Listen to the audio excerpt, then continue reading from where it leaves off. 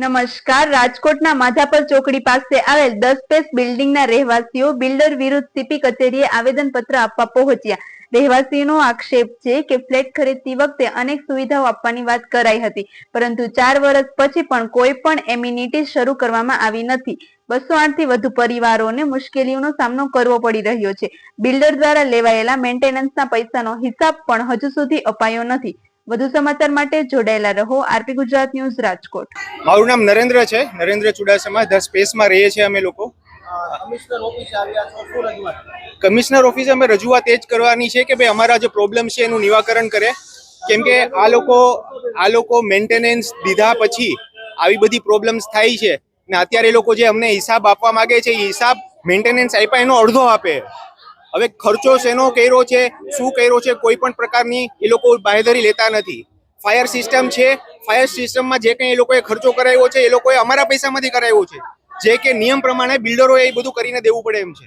બિલ્ડરો એવું કંઈ કરીને દીધું છે નહીં ને અત્યારે અમને એક શું કહેવાય ને રેગ્યુલર પાણીનું પ્રોબ્લેમ છે.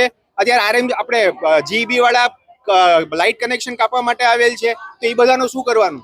બધું પેમેન્ટ બધું એનું છે. હવે એ અમારી ઉપર અમે છેલ્લા કેટલાય દિવસથી એમને ફોન કરવાની ટ્રાય કરીએ છીએ.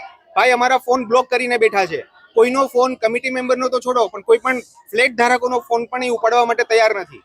હવે આ પ્રોબ્લેમ લઈને અમે સાહેબને રજૂઆત કરવા માટે આવ્યા છે કે આમાં એ લોકો આવે, ઇન્ટરફિયર કરે અને અમારું જે કંઈ પ્રોબ્લેમ છે એનું નિવારણ કરવાની કોશિશ કરે. આ સમસ્યા વર્ષા જોબનપુત્રા, માધાપર ચોકડી 10 સ્પેસ બિલ્ડિંગમાં રહું છું. 4 વર્ષ ત્યાં રહેવા આવી.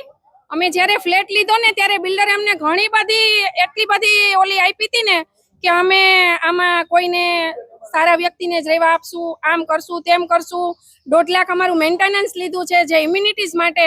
તો ઇમ્યુનિટીઝ તો હજી 4 વર્ષમાં એક પણ અમને જોવાય નથી મળી. વાપરવા તો એક બાજુ રહ્યું, બાકી અત્યારે પાણીના પ્રશ્ન એટલા બધા છે ને કે વાત જવા દો.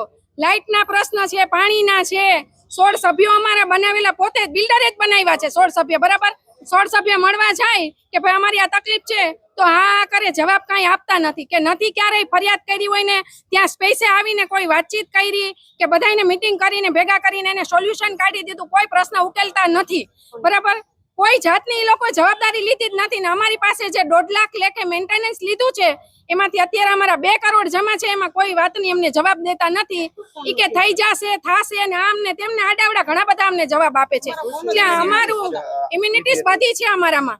સ્વિમિંગ પુલ છે, ગાર્ડન છે, થિયેટર છે, કોઈ વસ્તુ ચાલુ કરવામાં નથી આવી. જીમ છે, લાઇબ્રેરી છે, કોઈ વસ્તુ ચાલુ કરવામાં નથી આવી. હવે આપણે તો કેટલી બધી આશાએ આવ્યા હોય કે ઓહો ઇમ્યુનિટીઝ છે અહીંયા બધી, આપણે ફેમિલી સાથે સારા વ્યક્તિને આપશું. અત્યારે ભરવાડ, દરબાર, આયર બધાય ભરેલા છે. અમને ચોખ્ખી ના પાડી હતી કે જ્ઞાતિ તમને એકઈ એવી નહીં ભરીએ કે તમને તકલીફ પડે રહેવા વાળાને. જ્યારે જેને લીધો ને ત્યારે બધાને આવી જ વાતો કરી છે અને પછી બધાને આપ્યા છે ફ્લેટ, જે એને મન પડે ને એવા.